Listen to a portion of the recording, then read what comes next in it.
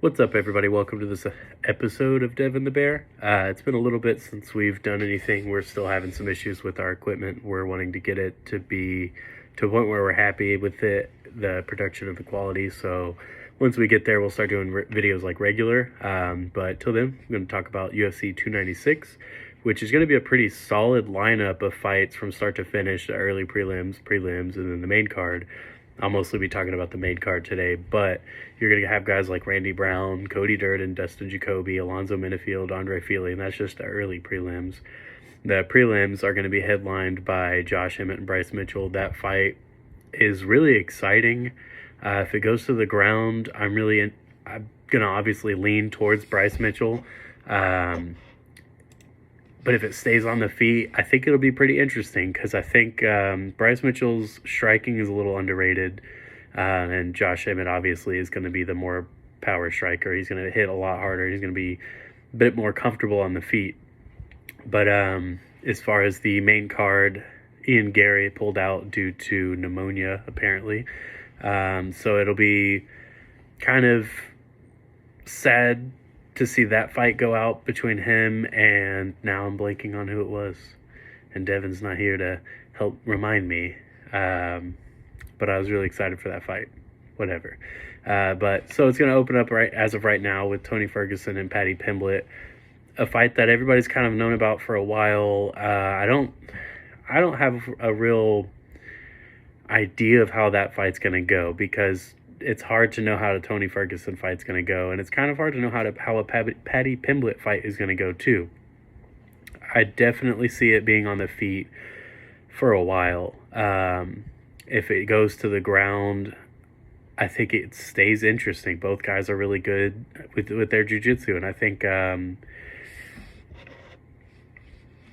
that's why we don't want to do videos like this. I think if it goes to the ground, Tony Ferguson, I wouldn't be surprised if he starts attacking with submissions a lot sooner than Paddy Pimblett does.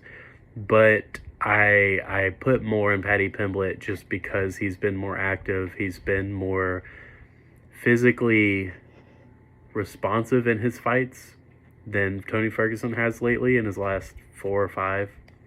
Maybe a little less than that. But so I'm going to go Paddy Pimblett. And I'm probably going to say by either a late second or third round knockout or a submission. And that submission could be any time in the fight with those two. So that next you have Shavkat and Stephen Thompson. And I really would like to see Stephen Thompson win this fight, but I don't think he will. I think Shavkat's really shown how much he can do on the feet, and that he's not afraid to wrestle.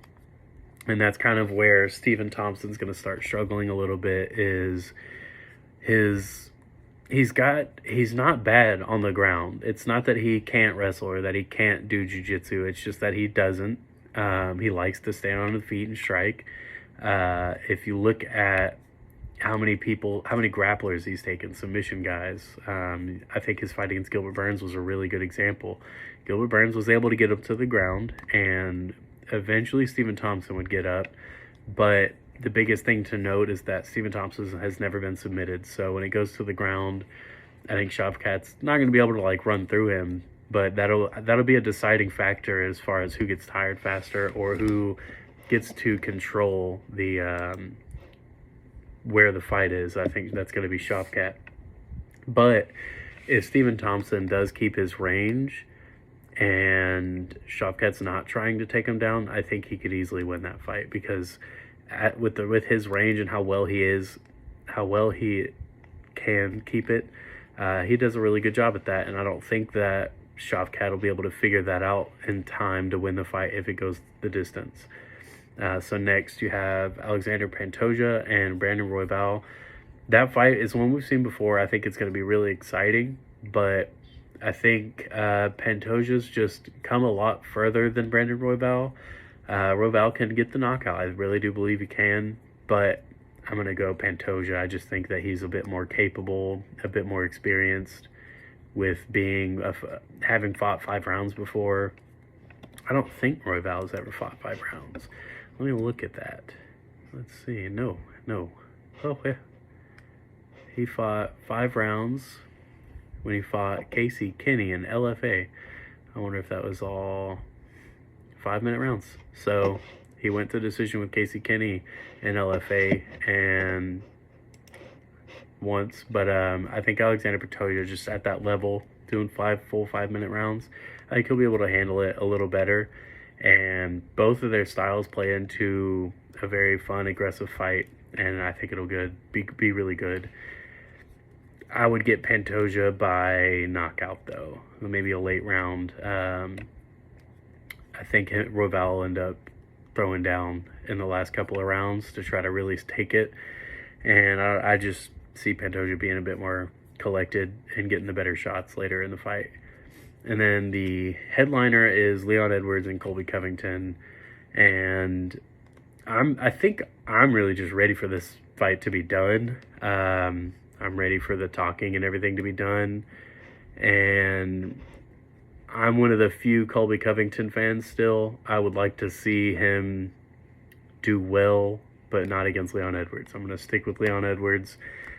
He's just a better striker. He's a more well-rounded fighter. So if Colby gets him to the ground, we've seen him handle high-level wrestling like Kamaru Usman. So I think Leon can handle the wrestling, and if it stays on the feet, I don't think Colby Covington's going to be able to hang with Leon. They're fighting at the highest level there is, so he can take it. But I'm going to go Leon Edwards, probably by decision. I think he's going to keep it on the feet and pick it apart, and there's not going to be enough time left when Colby starts getting those takedowns, but I do think eventually he will, and I'd like to see what Leon Edwards does, if he can pop back up, and what he does after he pops back up. Does he just go right back to flowing and throwing that, or does he really take advantage of that moment and start really hurting Colby? And that'll be it for the Bears. Just talks here. Yeah.